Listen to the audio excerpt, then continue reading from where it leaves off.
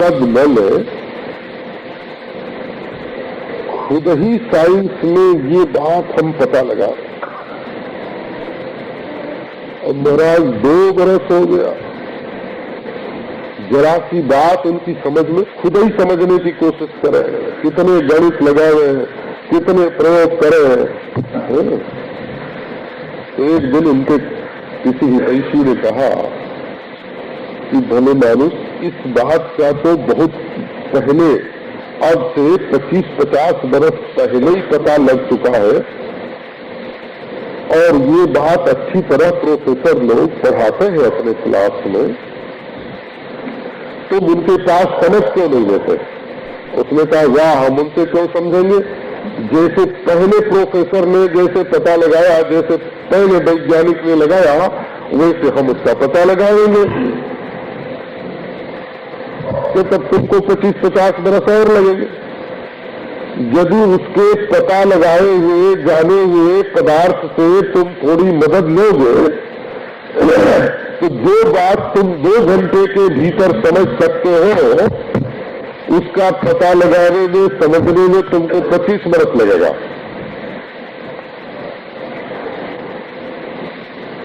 और यदि बड़े लोगों ने, बुजुर्गों ने इस बात का जैसा अनुसंधान किया है, उनके बताए हुए रास्ते पर चलोगे तो घंटे भर में मालूम पड़ जाएगा। तो एक अहंकार होता है मनुष्य को, और उस अहंकार के कारण वो किसी के सामने सिर झुकाना नहीं चाहता। इसमें भी बड़ा मजा आता है। जैसे हम कोई 40-42 बरस हो गया साधुओं के चक्कर में पड़े हुए हैं ना, बहुतों के चक्कर में पड़े, बहुतों को चक्कर में डाला है ना, ऐसा।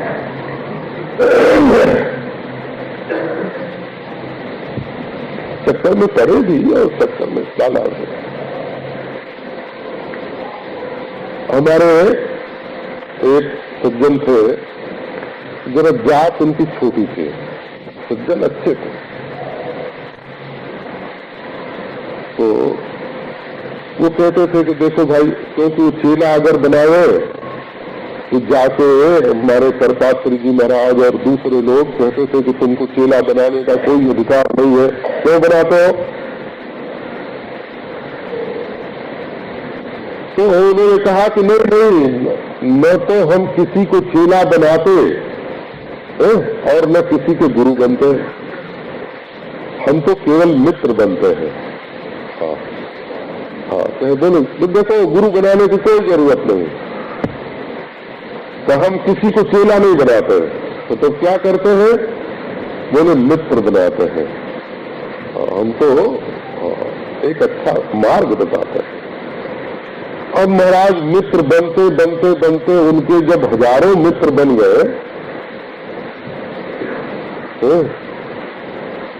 अब उन मित्र बनने वालों को ये ख्याल था कि हम इनके शिष्य थोड़े बनते हैं, हम इनके मित्र बनते हैं, तो हम इनकी बराबरी के हैं।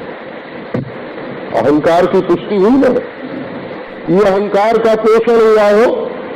मंत्र उनसे सीखते थे कि किस मंत्र का जप करें, इष्ट उनसे पूछते थे, और ध्यान कैसे करें ये वो बताते थे,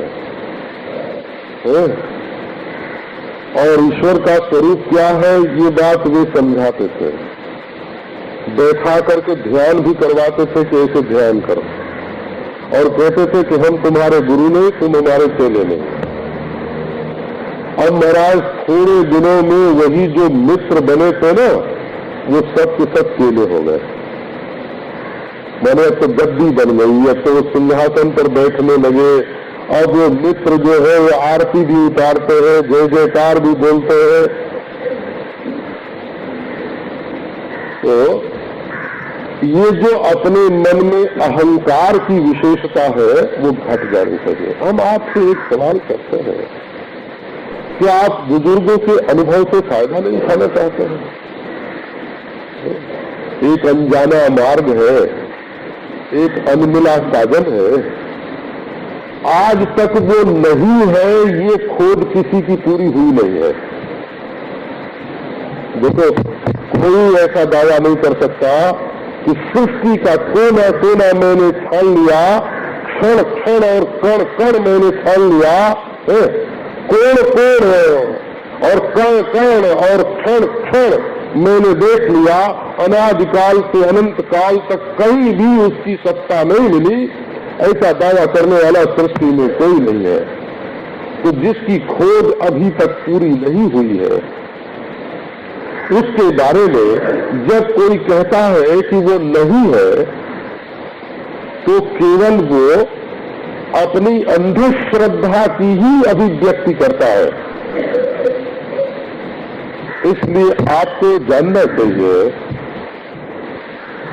कि आपका अहंकार ही सबसे ऊंचा नहीं है, आप ही सृष्टि में सबसे बड़े बुद्धिमान नहीं है, आप बिल्कुल सुहृद रहित हो, आपका भलाई चाहने वाला सृष्टि में कोई नहीं है, ऐसा आप अपने को क्यों बनाते हैं?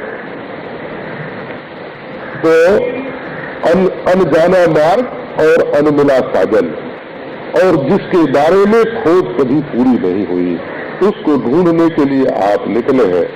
यदि आपको रास्ता बताने वाला कोई नहीं होगा तो भटक जाएंगे। बोले कि भटक जाएंगे तो क्या होगा? तो तब इसका मतलब है कि आप उसको जल्दी पाने के लिए उत्सुक नहीं है, जल्दी पाने के लिए उत्सुक नहीं है। आप दूसरों की बुद्धि से ही नहीं, अपनी बुद्धि से हिप्नोटाइज हो गए हैं। ये भी एक पद्धति होती है, मनोविज्ञान की पद्धति होती है। हम तो इसको बहुत ज्यादा जानते हैं। एक झूठ को जब मनुष्य 10 बार दोहरा लेता है, 10 आदमियों से एक झूठ बोल आवे, तो उसको खुद को ही वो बात सच्ची मालूम पड़ने लगती है, और कहते समय ऐसा लगता है कि मैं सच बोल रहा हूं। तो ये मन का ऐसा स्वभाव है, ये बुद्धि का ऐसा स्वभाव है। मनुष्य दूसरों की बुद्धि से ही हिप्नोटाइज नहीं होता, अपनी बुद्धि से भी हिप्नोटाइज होता है। इसलिए इस मार्ग में चलने के लिए कुछ न कुछ कसौटी चाहिए। निगमाचार्य वाक्येषु भक्ति श्रद्धेति विश्रुता चित्तैकाग्र्यन्तु संलक्ष्ये समाधानम इति स्मृतम। निगमाचार्य वाक्येषु भक्ति श्रद्धेति विश्रुता। आजकल तो भाई नया दुख, हमको कोई पूछता है कि स्वामी जी आप क्या बोलते हो, तो हम बोलते नहीं है। हम जो पुराने खड़हर है ना, पुराने खड़हर उनके गाइड है, बोला गाइड का काम करते हैं। जैसे कोई लखनऊ का इमाम बाड़ा देखने के लिए जाए तो बादशाह यहाँ सोता था, यहाँ बैठता था, यहाँ खाता था, है ना, ऐसे वहाँ बताते हैं। बेगम साहब यहाँ ऐसे करती थे, यहाँ इत्र में नहाते थे। दिल्ली में बताते हैं यहाँ इत्र में नहाते थे। तो जैसे पुराने खड़ारों के गाइड लोग जैसा काम करते हैं, वैसा हम आपको ये जो प्राचीन पद्धति है साधना की, सिद्धि की, लक्ष्य प्राप्ति की, उसकी व्याख्या आपको सुनाते हैं, उसकी व्याख्या करते हैं। व्याख्या तो जितने आचार्य होते हैं वो एक पद्धति की प्रधानता अपने जीवन में रख करके उसी के अनुसार लोगों को मार्ग बताते हैं। सब लोग एक तरह के नहीं होते। कोई साकार वाले होते हैं, साकार में रुचि होती है, किसी की निराकार में रुचि होती है, किसी की निर्गुण में रुचि होती है, किसी की शास्त्र में श्रद्धा होती है, किसी की नहीं होती है। ऐसे अलग अलग ख्याल के लोग होते हैं। किसी को जिंदा आदमी से प्रेम होता है, किसी को मरे हुए आदमी से प्रेम होता है, किसी को इस लोक के आदमी से प्रेम होता है, तो हमारे पास अभी मैं वृंदावन गया था, एक पार्टी आई थी, उसमें 200-300 आदमी आते हैं वृंदावन जब आते हैं। तो एक बालक ले आए थे हमारे बालक, तो देखने में कोई 19 वर्ष का, 18 वर्ष का, 19 वर्ष का बालक बनता था, लगता था। तो वो बताते थे कि ये महापुरुष जो है वो 200-300 आदमियों का झुंड, वो बताते थे कि ये जो है बाल जोगी, इन्होंने कई बार रामकृष्ण को अपनी गोद में खिलाया है, इनके सामने अवतार हुए हैं। ये दत्तात्रेय और ऋषभदेव और सुखदेव और रईस को वामदेव जिनकी चर्चा आती है शास्त्रों में, उन सबने इनसे ब्रह्म ज्ञान सीखा है। ऐसा एक बालक हमारे पास लेके आए। हम देखने में तो 18-19 वर्ष का ही था, हमको तो प्रणाम करता था, हमारा तो पाँव छूता ही था, क्योंकि अपन तो उसको क्या नाम है, हमने कभी उसके कुशल मंगल भी नहीं पूछा कि तुम कौन हो, कहाँ से आए हो। बाद में मैंने तारीफ की उन लोगों को, जो मंडली थी ना, मंडली वालों की तारीफ की। क्या तारीफ की कि देखो भाई, वृंदावन में तो ये पद्धति है कि छोटे छोटे बच्चों को भगवान बना के बैठा देते हैं, और यही साक्षात कृष्ण है, यही साक्षात राधा रानी। जानते हैं कि 10 रुपया महीना तनख्वाह है और अमुक बाप का बेटा है, और उतरने के बाद उसको कोई पूछने वाला नहीं है। जानते हैं इस बात को, है ना। और इसकी जिंदगी खराब हो रही है नाचने में, गाने में। ये जब बड़ा होगा तो खाने के लिए इसको रोटी नहीं मिलेगी, ये बात हम जानते हैं।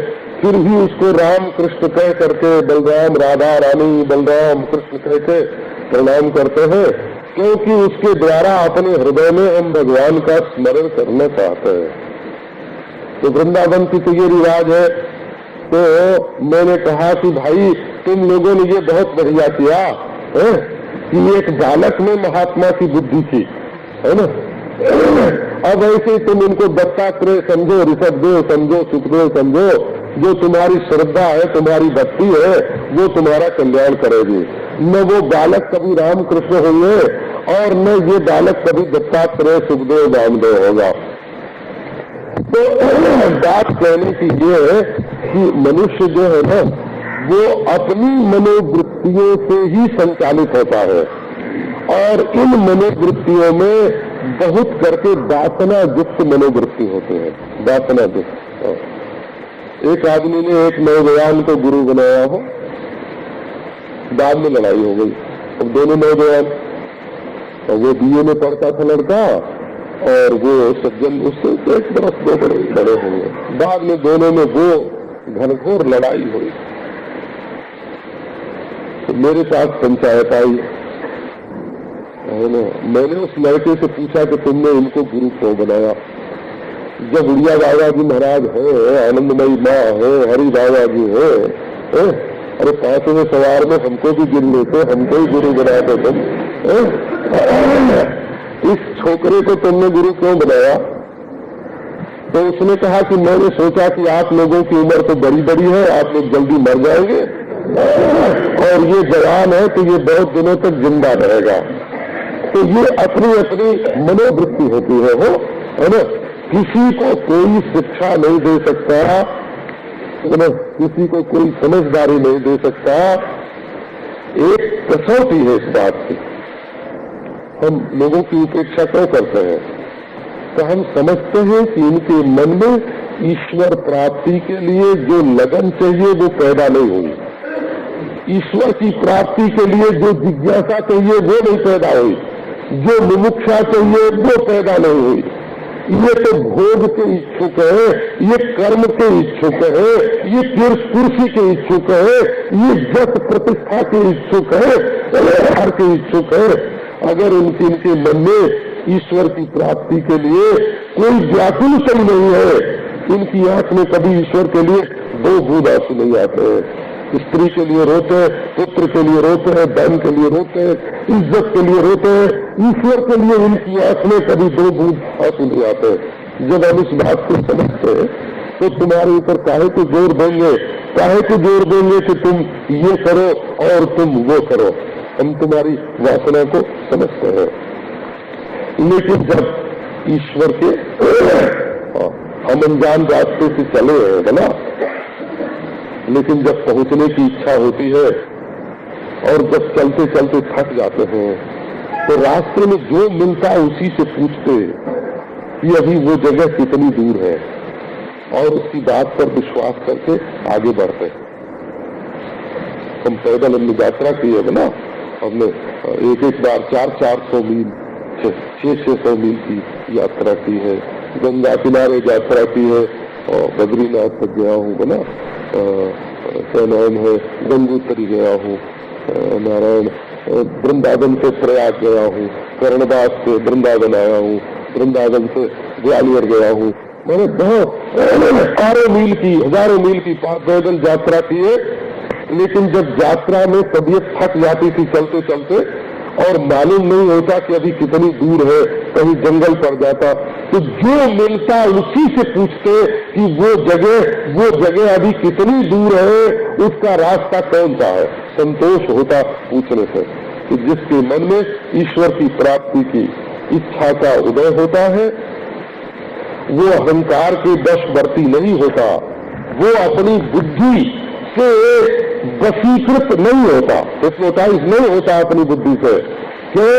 तो बुद्धि में ईश्वर का तो अनुभव है नहीं। बुद्धि वही मार्ग बता सकती है जहाँ पहले से जिस चीज का अनुभव होता है उसके बारे में बुद्धि बता सकती है। जो बुद्धि से पीछे बैठा हुआ है, बुद्धि जिसको देख नहीं सकती, जो बुद्धि को देख रहा है ना, बुद्धि से परे कौन है? तो किसी ने कहा कि जो बुद्धि से परे है वो भी बुद्धि से जाना जाता है। तो हाँ, जो बुद्धि से परे है वो भी बुद्धि से जाना जाता है, लेकिन जो उससे परे है, हाँ, वो बुद्धि को देख रहा है, वो बुद्धि से देखे जाने वाले को देख रहा है। ये जो देखने वाला, ये जो ज्ञान स्वरूप वस्तु है ना, तुम भले शंकराचार्य का नाम मत लो, वेद का नाम मत लो, जो तुमको आज कह रहा है कि उनका नाम मत लो, उसका नाम तुम लेते रहोगे। जो तुम्हें कहेगा कि वेद का नाम मत लो, जो कहेगा शंकराचार्य का नाम मत लो, जो तुमको कहेगा गुरु का नाम मत लो, जो तुमको कहेगा कि राम और कृष्ण का नाम मत लो, उसका नाम तुम रटने लग जाओगे। उसका नाम तुम्हारी अक्ल में घुस जाएगा, उसका नाम। ये बुद्धि के स्वभाव से परिचित होना पड़ता है, इसलिए इसका एक संविधान है, मतलब परमार्थ के मार्ग में चलने के लिए एक संविधान है। जैसे भारतीय संविधान कानून की पुस्तक है ना, तो ये तात्कालिक परिस्थितियों की दृष्टि से है। एक शाश्वत तत्व की दृष्टि से संविधान होता है, उसका नाम होता है निगम, और उसके जो जानकार होते हैं निगम माने निगमयति, जो उस वस्तु के स्वरूप का निश्चय करवाता है और उसके अनुसार साधन की प्रतिष्ठा हमारे जीवन में जो करता है, उसका नाम होता है आचार्य। इसमें जो भक्ति है, उस भक्ति को बोलते हैं श्रद्धा। चित्तैकाग्र्यन्तु सल्लक्ष्ये समाधानमिति स्मृतम्। चित्तैकाग्र्यन्तु सल्लक्ष्ये, लक्ष्य में जो चित्त की एकाग्रता है, बोले तुम जो पाना चाहते हो, जहाँ पहुंचना चाहते हो। एक आदमी गया स्टेशन पर, पैसा हाथ में लेके खिड़की के भीतर डाल दिया। स्टेशन मास्टर ने पूछा कहाँ का टिकट गए? बोले जहाँ की तुम्हारी मौज हो वहाँ का कह दो। मैंने ये लक्ष्यहीन यात्रा है, तुमको मालूम नहीं है कि तुम कहाँ पहुँचना चाहते हो। तुमको शांति चाहिए ये मालूम नहीं, तुमको परमानंद चाहिए ये मालूम नहीं, तुमको संपूर्ण दुखों की निवृत्ति चाहिए ये मालूम नहीं। बोले चाहे कहीं, चाहे कहाँ कहीं पहुँच जाए, तो लक्ष्य का निर्णय करना पड़ता है। लक्ष्य कैसा? तो न लभ्यते यद भ्रमताम उपर्यभा, जो प्रारब्ध से नहीं मिलता है, जो इंद्रियों से नहीं मिलता है, जो विनाशी नश्वर नहीं है, जो परिच्छिन्न नहीं है,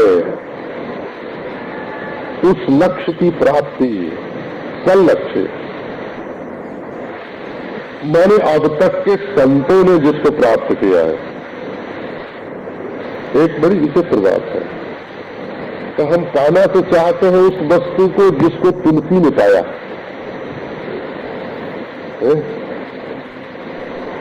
परंतु उस मार्ग से चलना नहीं चाहते जिससे तुलसी चले। हम पाना तो चाहते हैं वो लक्ष्य जिसको कबीर ने पाया, और कबीर जिस मार्ग से चलते थे उस पर चलना नहीं चाहते। हम चाहते हैं कि शंकराचार्य को जो पदार्थ ज्ञान, जो परमार्थ ज्ञान, जो लक्ष्य प्राप्त हुआ वो हमको मिले, लेकिन शंकराचार्य के बताए हुए मार्ग से चलना नहीं चाहते। तो सल लक्ष्य का अर्थ हुआ सकाम लक्ष्य। हम सत्पुरुषों का जो लक्ष्य रहा है, भला किसी संत ने वासना पूर्ति के मार्ग से परमात्मा को प्राप्त किया है? आज तक कोई ऐसा संत हुआ है जिसने वासना पूर्ति के मार्ग से परमार्थ को, अपने लक्ष्य को प्राप्त किया है? हम चाहते हैं वो जो स्वामी राम तीर्थ को मिला, और स्वामी राम तीर्थ का साधन हम चाहते हैं वो जो दत्तात्रेय, ऋषभदेव, सुखदेव को मिला, परंतु उसका साधन, अरे बाबा, लौकिक लक्ष्य प्राप्ति करने के लिए भी है ना, न्यूटन और आइंस्टीन को सीखने के लिए भी दूसरे का सहारा लेना पड़ता है। और तुम अखंड, अनंत, अपरिच्छिन्न, परिपूर्ण, अविनाशी, अद्वय, सच्चिदानंद घन, प्रत्यक्ष चैतन्याभिन्न ब्रह्म तत्व को प्राप्त करना चाहते हो, और तुमको सहारा लेने की नहीं सूझती है? उसमें अपना मन लगाना, मन को एकाग्र करना, उसमें रुचि उत्पन्न करना, अपने मन को नुकीला बनाकर उसमें प्रविष्ट करना, तो समाधान में रुचि नहीं होती, तो इसको समाधान बोलते हैं। तो देखो, कहीं कहीं क्रोध करना विहित है। जो अपने हैं, बच्चे हैं, पत्नी है, पति है, उनसे थोड़ी लड़ाई करनी चाहिए, थोड़ा गुस्सा भी करना चाहिए उनके ऊपर। पर उनके अनिष्ट की तो इच्छा अपने मन में नहीं होती ना। तो जब शांति की बात बताते हैं, तो जब परमार्थ के मार्ग में चलते हैं तो जहां गुस्सा करना चाहिए वहां भी गुस्सा करने की जरूरत नहीं रहती। अच्छा, भोग की तो छूट है ना थोड़ी सी अपने घर में, पर जब परमार्थ के मार्ग में चलते हैं तब केवल जीवन निर्वाह के लिए ही वस्तु का उपयोग रह जाता है। हाँ, कर्म तो बहुत सारे विहित है, यज्ञ करना भी विहित है। हमने देखा बहुत सारे लोग उत्सव करते हैं ना, उत्सव। तो गृहस्थों का ये ख्याल होता है कि हम बड़ा भारी सम्मेलन करेंगे तो उसमें खूब सत्संग होगा, पर वो सत्संग करने के लिए उत्सव नहीं करते हैं।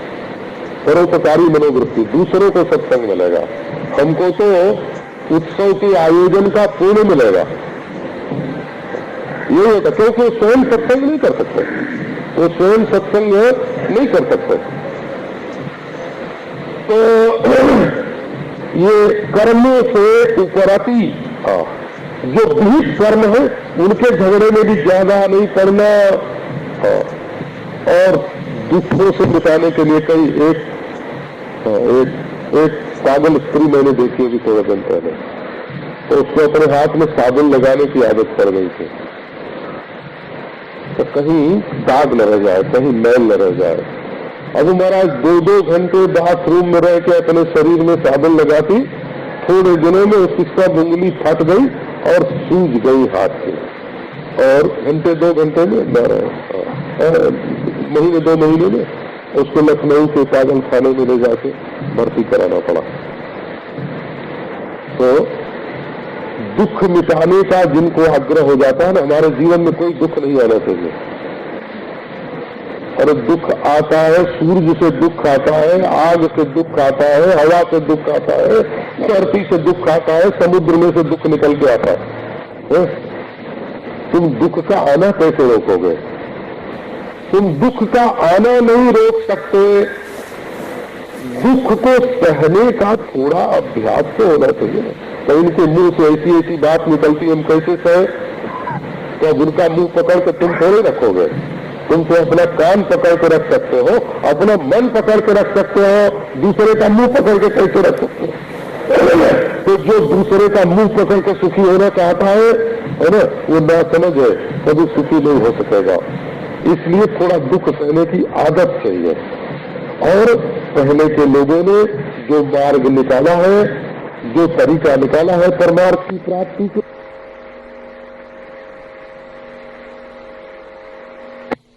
वो जो संतों का लक्ष्य है, उसमें मन की स्थापना करनी चाहिए। एक महापुरुष से मैंने पूछा, ईश्वर कैसे मिले? और ये चौथा साधन है।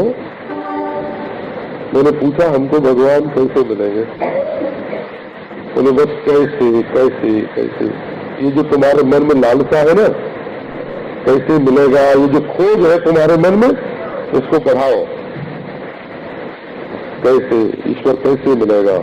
ईश्वर कैसे मिलेगा? ईश्वर कैसे मिलेगा? अरे घर में ईश्वर मिलता है, बेटे में ईश्वर मिलता है, पत्नी में ईश्वर मिलता है, पति में ईश्वर मिलता है, अपने हृदय में ईश्वर मिलता है, घर के अंदर ईश्वर मिलता है।